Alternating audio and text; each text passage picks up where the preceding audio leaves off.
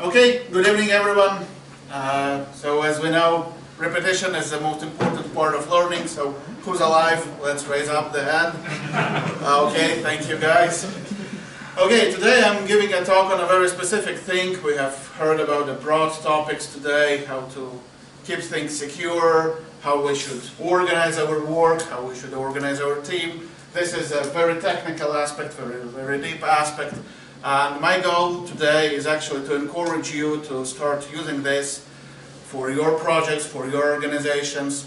I have prepared some, let's say, introduction, what to use, how to become a friend with your dependencies actually, which are represented as software bills of materials. So let's go. If you would like to see this presentation on your device, you feel free to scan this code. There is a web version of the presentation. Yeah, I know everyone loved that. Okay, great. I'm just thinking that you can hack us. That's like would be a tricky task. That's a good point, but that was not my intention. Probably something is wrong with GitHub and pages were hacked. You know, we're never safe. Okay, first of all, I would like to share a very short story, or actually a joke, so let's bake a pizza, right? What do we need? We need flour, tomatoes, cheese, probably eggs. Great. But we have to be innovative when we have none of this. And we have to replace it with tortilla, ketchup, probably something else. The question is it still a pizza? No. Great. This is actually the reason why we need SBOMs. So what's the point here? The point is to know what's inside our software, what our application is baked off, what we put inside. And most probably as a developer, I'm a developer, I know very well what I write. I usually know what my colleagues were committing to the software. Probably it's not very old software, so we are still on the track with our code. There is not too many legacy code out there. But nevertheless, there is a big portion of code that is unknown to us actually. These are our dependencies. And modern development is actually fully about dependencies, right? We don't want to start from scratch. We don't want to create our libraries even for simple things that I will refer later, but these were also already announced. So first time I thought about what's wrong with my dependencies, it was 2016. It was a leftpad library that was already mentioned today, so 11 lines of code that was actually breaking a huge amount of projects because it was a part of React and many other libraries. Luckily I was working with Magento 2 by that time, so I was not affected actually by that, or it was Magento 1 even back there, but still it was something that was affecting a lot of people. It just disappeared from NPM, and it is not cool when you would like to commit your code, see a green build, right, and go home. Instead, you see a report that something is wrong, library is not available. Well, where to get it from? That's a problem. Two other examples are coming from 2022. It was the second time in my career when I spotted an Excel file somewhere on the internet, probably it was Haber or other resource, where there were a list of libraries that, due to events that were happening on February 2022, became actually malicious. So what these libraries were doing, like Node IPC, probably it is less known library, but still it was a part of Vue.js, a pretty well-known JavaScript framework for the front end. And what was happening there, if I'm not mistaken, the library was detecting the IP address of the machine. If it was detected as a Belarusian or Russian IP address, it was replacing all content of all the files with heart symbols. Peace Not War is kind of second iteration of the same approach of the same author, if I'm not mistaken again, and it was just adding some banners, some information. So actually, author converted its library to a malware. And the problem is how to determine all these things, right? This is something that is more related to vulnerabilities, to security, when it was not intentionally done or corrupted. So just some examples I found out. There was a Koa, a UA parser JS, a library for parsing user agent that was widely used. Lodash, I just found it that, yeah, there was some critical issues. Log4j, something that was mentioned, I'm not going deeper, but that's a very popular library for Java that was affected. Magento 2, just as a reminder from my previous life, it's still there, it still has critical vulnerabilities sometimes, so yeah. The question is, why and what to do with that? So SBOM, here is the official definition, but in simple words, if I would have to explain this to anybody, I would say that when you are about to buy something in the shop, you most probably get it back and read what's written in the section that is called nutrition facts, right? So what are the ingredients of the product you're about to buy? SBOM works the same way for our software. So these are standards, or these are form of defining or tracking dependencies that is used by our software.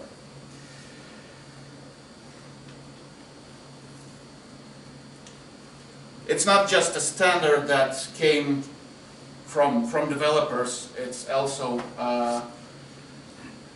there is a law behind that, and NTAA is actually a government agency or department in US that initially defined the approach and minimum elements that must be present in order to comply with the regulations that are right there.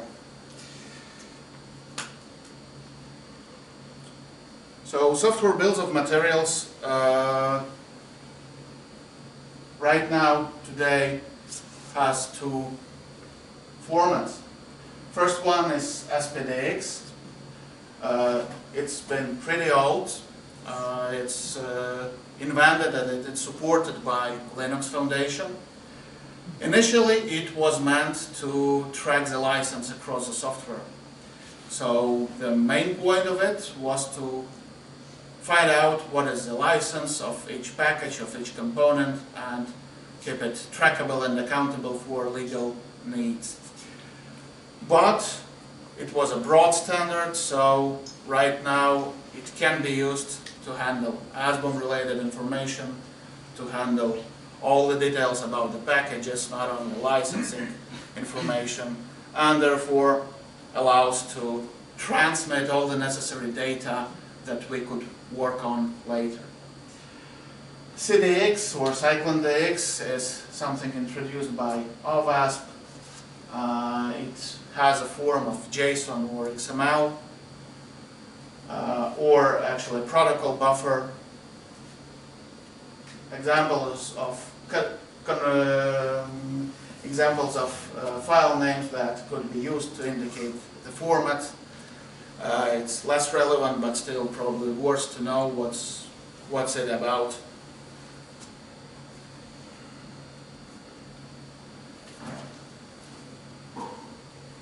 I will be focusing more on CycloneDX today because it's a more relevant standard, in my opinion, for the SBOM.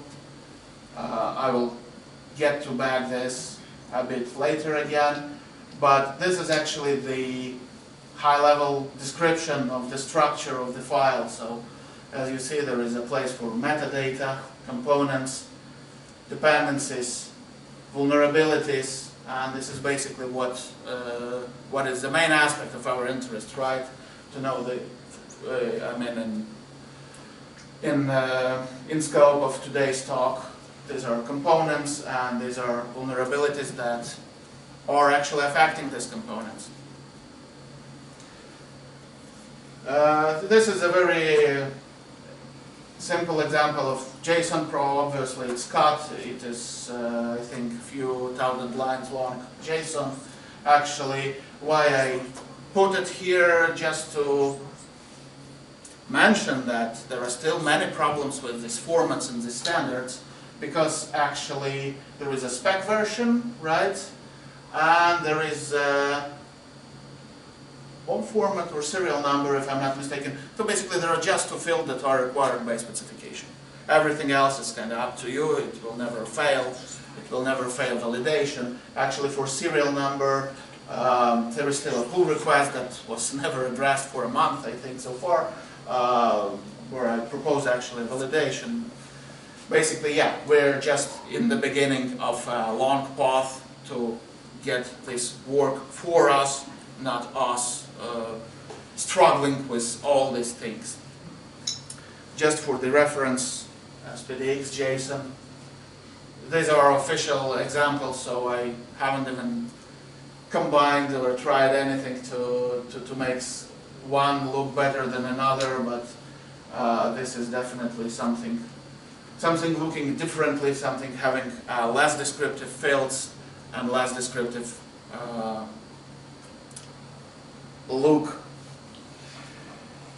The next thing that is tightly related to the SBOM is VEX. So VEX, again, is a specific format, specific view of the description of the vulnerability. This is actually a part of SBOM, and it should be a part of SBOM, but it is designed the way it could be standalone. So let's imagine that you have an SBOM, you can, you know your dependencies, and you just download somewhere from the database probably or somewhere else, you want to get some information about the vulnerabilities, about the new vulnerabilities. So you can actually take a VEX that should address, using the same identifiers, it should address what's written in your components. So you can match actually your components with these vulnerabilities. And this is a great part actually.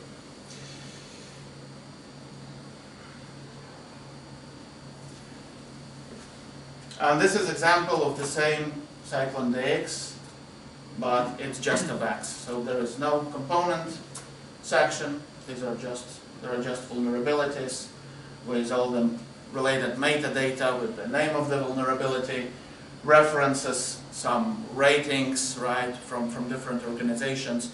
What are the ratings? How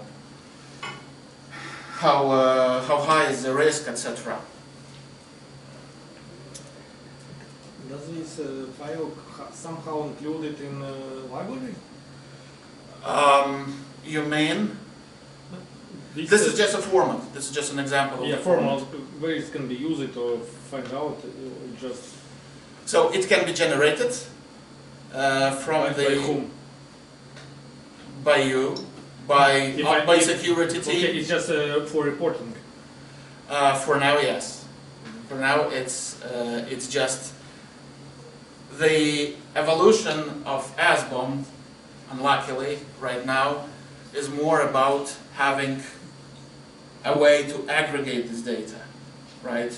There are not enough, in my opinion, tools to choose from and to kind of use right away that, oh, we can match everything with everything, we know everything about our software, we know everything about vulnerabilities, right? So this is something that is just evolving.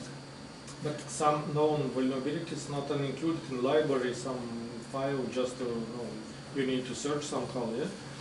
Actually, there are tools for that, and that's Tools, exactly. but not included in library if it's the same, have some known vulnerabilities, yeah? Actually, it's all about the tooling. So it's just we're just a few slides away from that. So I hope I will address your question. Thank you for that. Okay, so let's move on to the tooling. What to do with these files, where we can get them from, how we can work with them, what it is. So there are a bunch of tools I'm speaking about today. There are a bunch of more of them, but these are probably the more adapted, or the one that should suit to most of use cases. It's Trivy, CycloneDX, CLI, Swift, and Rhyme, actually, with one M, that was allowed to completion. SBOM QS and SBOM SH. So let's start. First tool is Trivy. Scanners is actually what it can do for us. Targets what we can target. So it's an advanced tool that can actually create SBOMs, CVEs. We can generate with that tool. It has included database. And when you scan and when you ask, like, generate me SBOM from my asset, let's say Docker image, right? Generate me SBOM and include CVEs. Then it will generate you a package in the packages section, and it will have actually a vulnerability section as well. It can scan for some sensitive information, software license, and some other things. So this is tool that was actually repurposed. It was not meant for SBOM initially, at least descriptions doesn't state so. But nevertheless, it's a great tool because, for example, it provides a lot of targets it can work with, like already mentioned, container image, file system, repositories. You don't need to clone it. It can do it automatically. It can be integrated into GitHub Actions, Kubernetes, AWS. So it's pretty complex tool that does the job. But it's not the only one I'm mentioning today.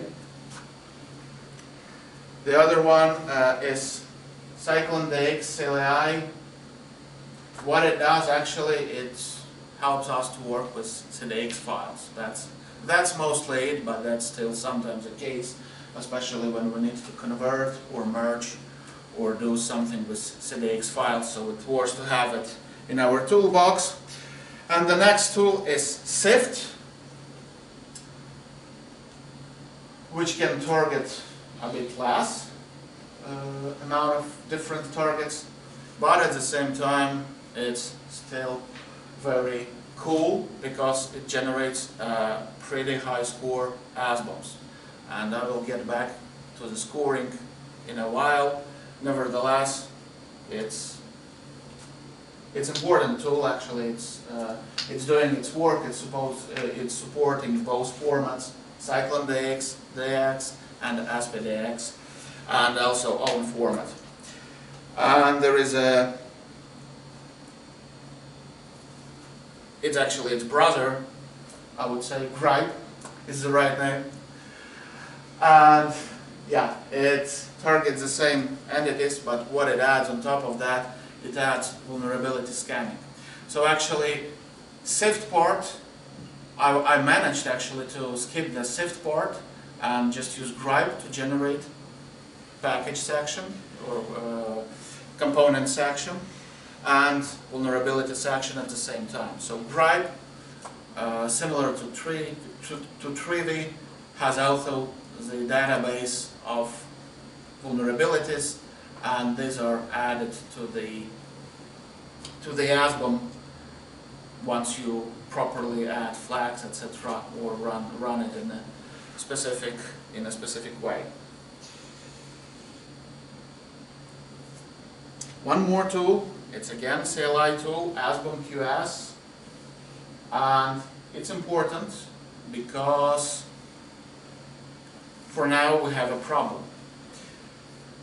It sounds cool, like scan Docker image layers or scan, I don't know, package.json, Go mod, or even binary for Go, for Rust. Some tools can extract details from it, but we're never sure that we got everything. And I will have a screenshot about the score in a while, but what I would like to mention here that we have SBOM as a wide standard. We have two specifications or two formats like CDX or SPDX that defines the structure of the files in specific formats like JSON, XML, etc. We have some government that tries to influence the process of making software more secure, to make SBOMs a part of software that is shipped to some big companies or to some government-related entities. But nevertheless, we're still in a heavy development actually here, and sometimes we might miss the details. And this tool is exactly the one that could help us to determine, are we good with our SBOM? Is it good enough? Is it giving us enough information so we could potentially move on further or not? So this one is something that should be definitely on our table when we are trying to start with SBOM. Obviously, all of them are CLI tools, so they can be easily automated, definitely, right? We create a pipeline to generate SBOMs, to validate them. That's it, but that takes time. So one more tool I'm presenting today. This is exactly the screenshot I was promising. Some SBOM that I generated with Trivi for Nginx's latest image, and the quality score is 6.9. So Nginx is pretty popular. The libraries used there are rather popular, right? So are rather known, but still we're missing some things like, let's say, components with deprecated licenses. Okay, no licenses found, but components valid licenses. Well, we failed to fetch information about the licenses. That's actually the reason why I'm suggesting to use Trivi and try Gripe or Sift, because it is never we can never know what works best for the specific scenario, for the specific software. So it's still trial and error approach to get the good results. Probably sometimes it will need even some manual interaction at current state. One more tool, SBOM SH. This is a tool that was created by a company that I was working for, and this is actually the first tool that actually provides some interface that could help us to know more about what's happening inside, right? JSON is great for machine, XML is great for machine, it's great for automation, it's great for parsing, it's great for sharing, but we people prefer to see the results. And here is the screenshot of this tool. It's a minimalistic interface. It's created by Code Notary. It's the same Nginx's latest Scanit. So yeah, it uses some tools I mentioned previously. It's free to use, so this is something that everyone can actually just grab and use while it's free, while it's available, without messing around with JSON and trying to understand what is written in the JSON. So that's a great starting point for us developers to know a bit more about our software. What are we using? What's inside there? What are the CVEs? How many components are there? And a bit more information.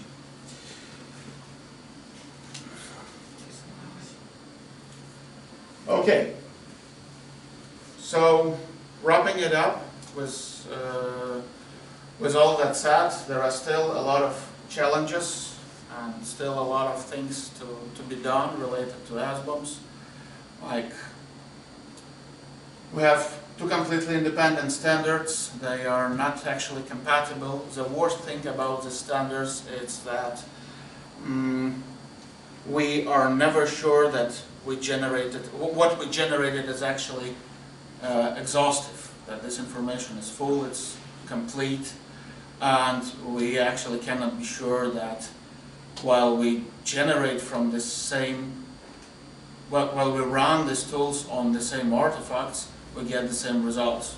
Not even speaking about converting these results or generating different formats for the same asset or for the same container or application, whatever, right? So this is something to be done. It's probably worth to mention that SPDX and CycloneDX are making their own path further. Like SPDX is going to release version 3.0 later this year to include some specific sections dedicated to the machine learning, to data sets, etc. So that's an important aspect, but in my opinion that would be cool to do one thing and do it good before we actually try to incorporate more aspects of different data, right, of different sources.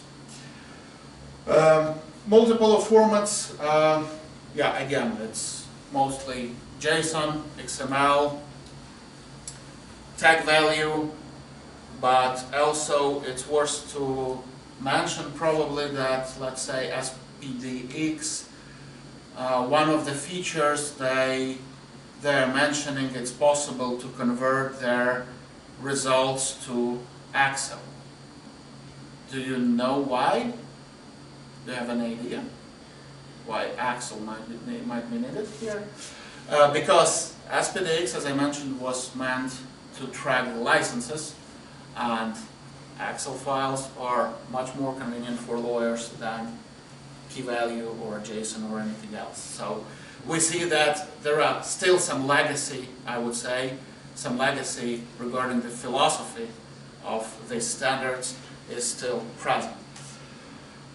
SBOM quality and integrity, I already mentioned that we are never sure what we generated, that it's exhaustive, that it's complete, that we can fully rely on that. It still requires attention, but it is definitely better than nothing. So it's better to know at least something about our dependencies and start to evolve these tools and evolve this approach than actually do nothing about that and just rely on some other third parties that provide us with these pieces of software. And the last thing, but not least, obviously, a part of SBOM SH I've mentioned, it's hard to mention the tool that could, let's say, fulfill a lot of different needs, right? So we're still speaking about generating data, we are speaking about working with data, aggregating them, validating them, probably combining, merging, etc. But we people need to make some decisions based on this data. In order to do that, we need some additional information, or we need some process to build around that. And these tools are actually evolving right now. They're just growing up from nowhere. So just a short comment, if you would need enterprise-grade software, the Code Notary, the creator of SBOM SH I've mentioned before, are actually working on that. So if you are curious about the solution, if you would need it, you can reach them or you can reach me. I will guide you to read the Code Notary. So it's something that is growing up, and it's the future of most probably enterprise because of the law and because of the requirements for the enterprise companies. But it can also be beneficial for us developers at any scale just so we keep it more responsible, so we could be more aware of our dependencies and what our software is made of. Can I ask you just one question? In the previous slide you mentioned two completely independent standards. What do you think, why they cannot combine in some one better standard? I think it's because of the nature of competition. If you have something that could be repurposed and become a thing again, and I'm referring to SPDX right now, right? So you made a standard, you made some work, right, to track the licenses. Previously, initially, right, you thought that it's important.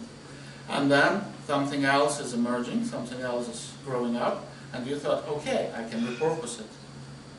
Why shouldn't you? If you think that you are capable of doing so. I think that's the point, that it's just two different organizations, definitely powerful organizations, that are just having their own vision of how to do things, and that's probably the reason why there are at least two formats. Actually, SIFT has own, but I was not getting deeper into that. It's because, like, you know, oh, I think it can be done better, right? That's about evolution. Yeah, but if they somehow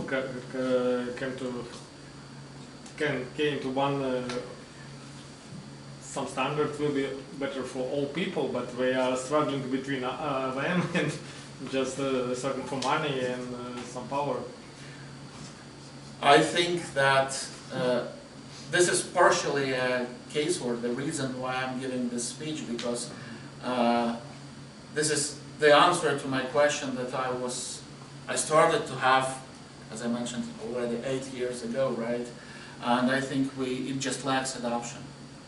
As soon as we start adopting, as soon as we start putting more effort into this, as soon as it will become more popular, some way, either there will be completely different standard, or they will merge, or they will leave the standard as is and together invent one more standard.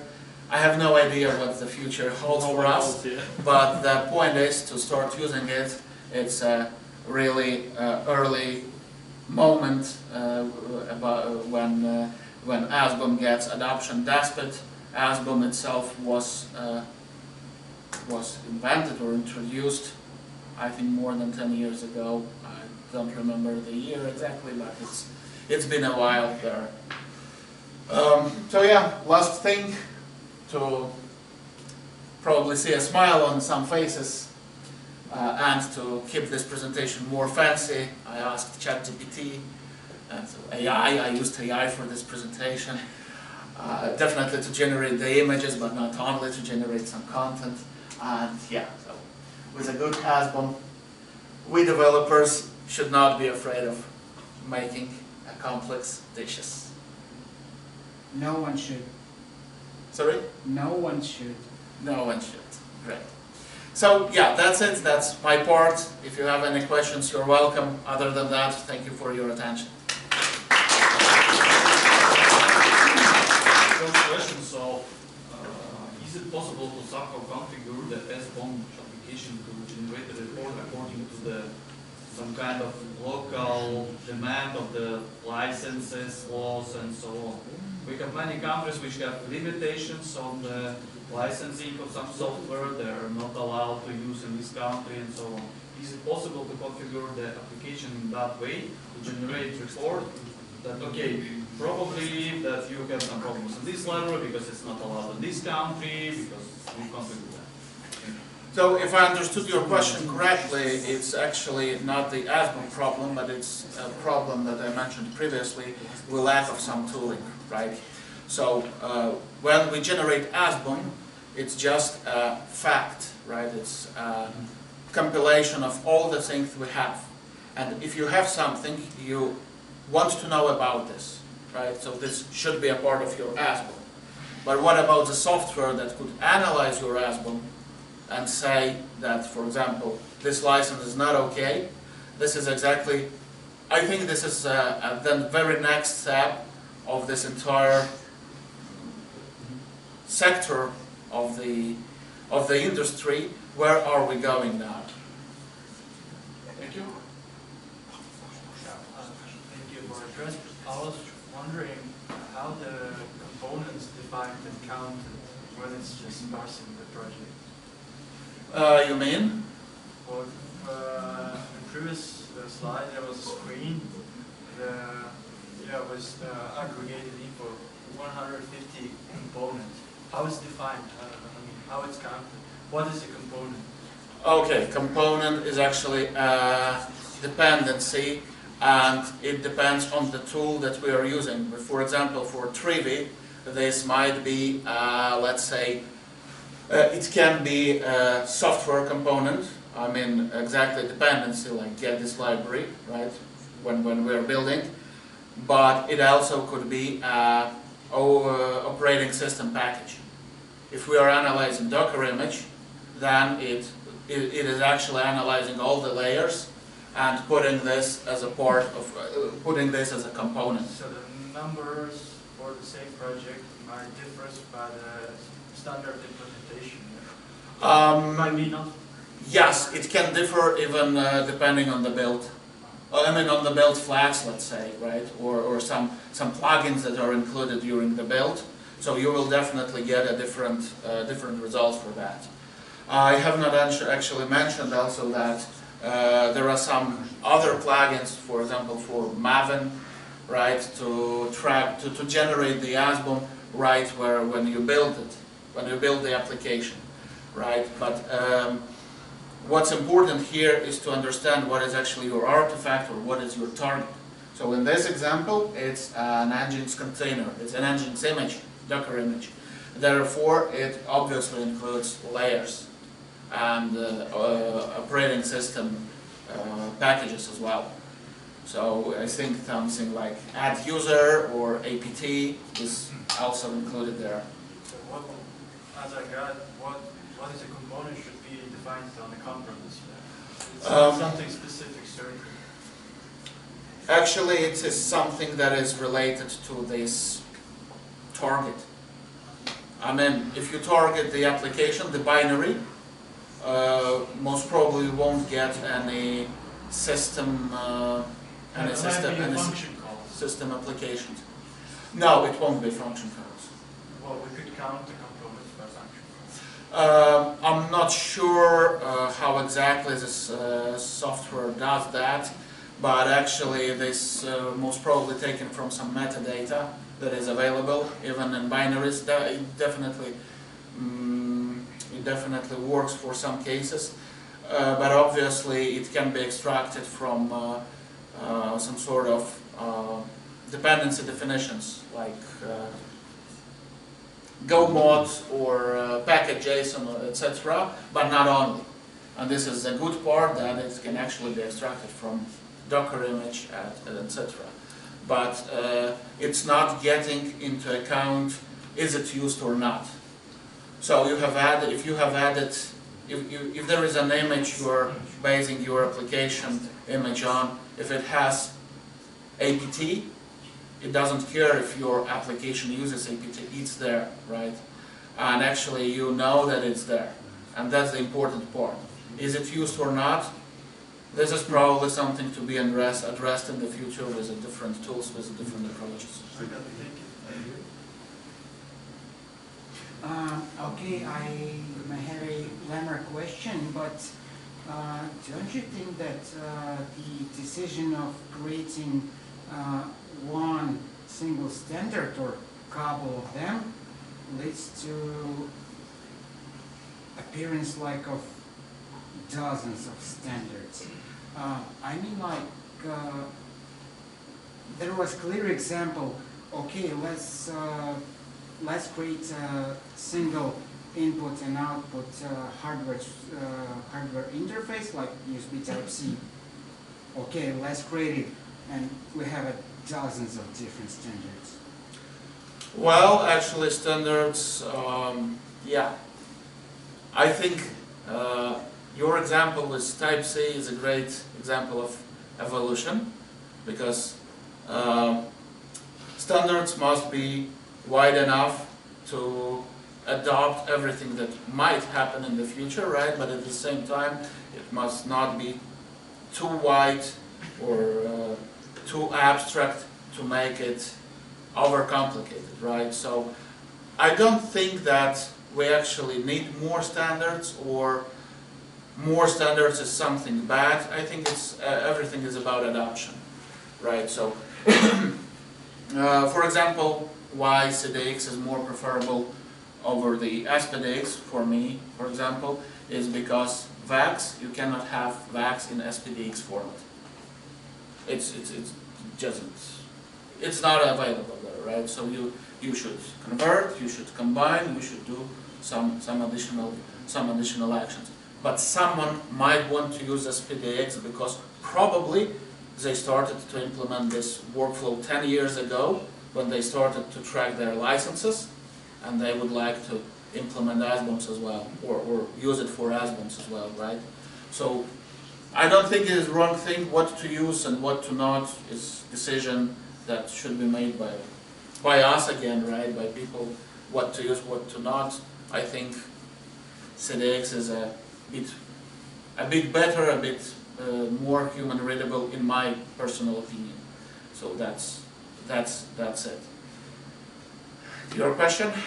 I was just thinking that is there any benefits of using that format, but you have many like competitors on that way, like Sneak, I don't know, JFrog, X-ray scanning, probably something else, and it's, for me it looks like it's something really good. It's already exists, which has a deep analysis, has a really good documentation in the format, but it's somehow not like sellable to, I don't want to buy it just looking from your presentation, so, but it's like, why we should use this tool just? So actually I'm not selling the tool at any sort right now, but this is something that this tool specific is made for developers to just drag some attention to SBOM, right? Why we should use SBOM? Because we should track what's inside our software or what's inside our containers. When we get this information, and when we aggregate and when we process it the right way, then we can probably achieve much more with that, like determining what's inside, right? This is, SBOM is about to know what is inside. It's not about tooling. It's a standard or approach, if you would prefer that word in this case, just to make sure that we are aware what is inside. Because inside each package has a description of not only name, it has, let's say, PURL, right? So it's a great, in my opinion, way to describe the specific package, the specific library, because it includes version, it includes platform, it includes actually everything. This is very detailed. There are separate fields for version, some metadata, description, etc.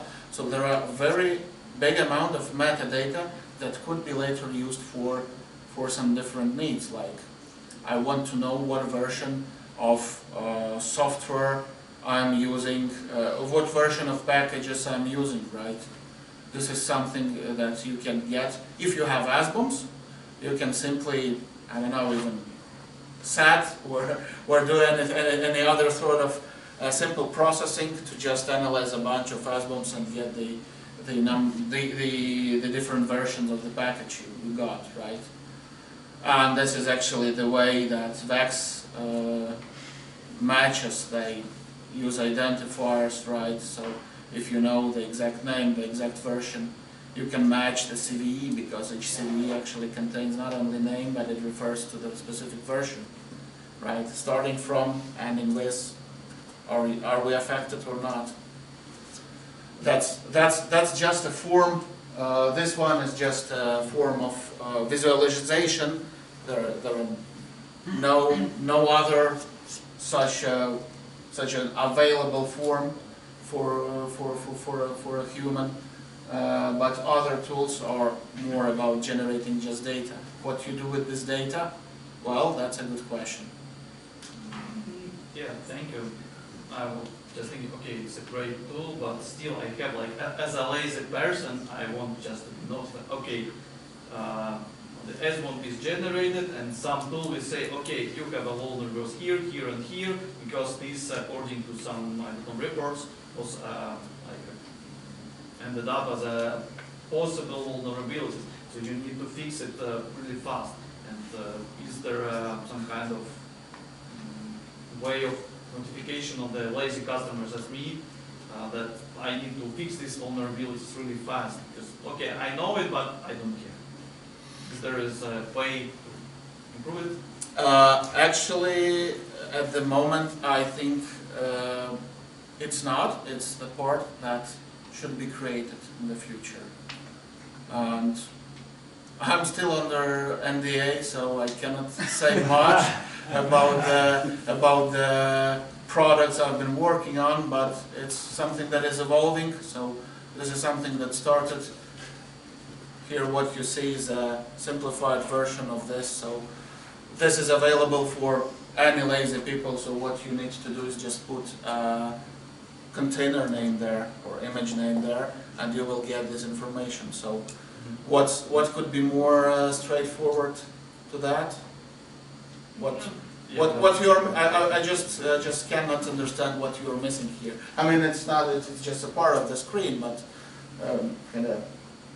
you see vulnerabilities, you get some information about what inside your application or your container. So I think it's really for lazy ones, and probably we will see some open source tools. I guess you need to recite it. As you said before, it's more for lawyers, like when the companies hand over the Facebook, and when they hand over another smaller company, the KYC process happens and they all checking the stuff, bypassing the process a lot.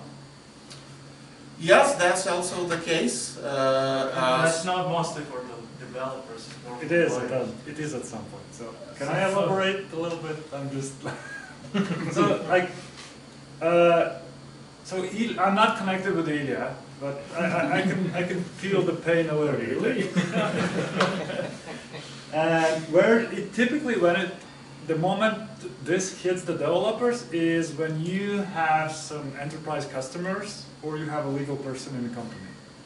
And it's like, what license do we have? Like, do all the licenses are fine to actually use it? What is it, license? Yeah, what is a license? So, and the step 0, you have container, you have your, I don't know, Next.js application, and you have packages. And those packages typically include the license information, and you have like 0 ability to extract them in a common format. So that's where the Ilja piece comes in. It's like, there are tools who can create an SBOM. That's step 0. You have an SBOM, and next question is like, do I actually cover everything? Did it skip some packages? So that's the quality piece. Again, Ilja showed the way how he thinks it's like useful for the engineers to actually get this some number to, okay, this is good enough. Like we can, like with the confidence, say to the legal, like we're only using the packages that allow us to hide the source and doesn't have to be like shown to the whole world and still sell our piece as an enterprise. Second piece is, are we vulnerable? And this is typically, again, when you sell to the enterprise, is like, are you SOC 2 compatible? Are you ISO compatible? Do you have a like security process? That's a lot of legal pieces, and typically engineers are not able to initially answer that. And there are multiple tools. The whole industry exists. There are like really expensive tools who, like, consultant's going to come in, do this for you. You're going to pay a lot of money. Yeah, that would be a bad deal for Deloitte, KPMG, if this happens.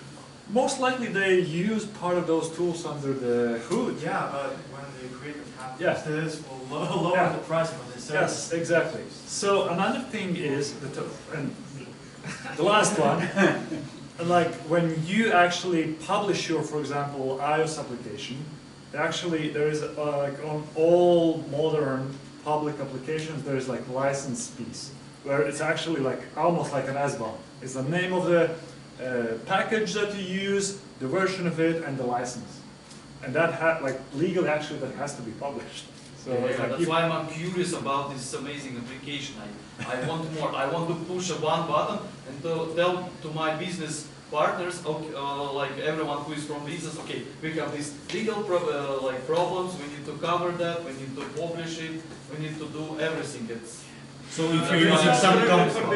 if you're using some components, you just can extract all licenses and just then publish you it. know, initially you don't know you have a problem. Yeah, because you use it all you know. PHP, I don't know, there's some less. Yeah, then you know you have a problem, and then you try to solve it. Because if you have some big business, Yeah, the bigger the business, the more you're into this. Yeah. That's even verbal. Yeah, so thank you for this. Yeah, just finishing things up. It's not only about licenses, it's about vulnerabilities. For me, as a lazy person, I did not care what is in my dependencies previously, and I had no idea how can I find out are there any vulnerabilities applicable to that, right?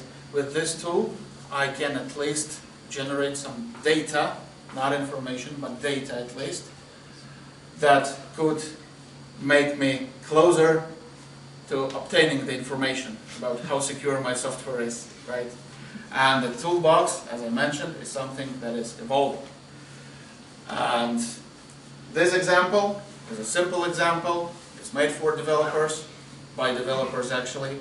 So you are free to experiment with it. It's free of charge completely, so just try it. Maybe it will be enough lazy for you. But other than that, probably you should reach the company and ask for enterprise solution, and you will get much more out of it. But you will still need to have SBOMs first. Is this tool also available for Mac? Yeah? This is a web application. Web. SBOM SH.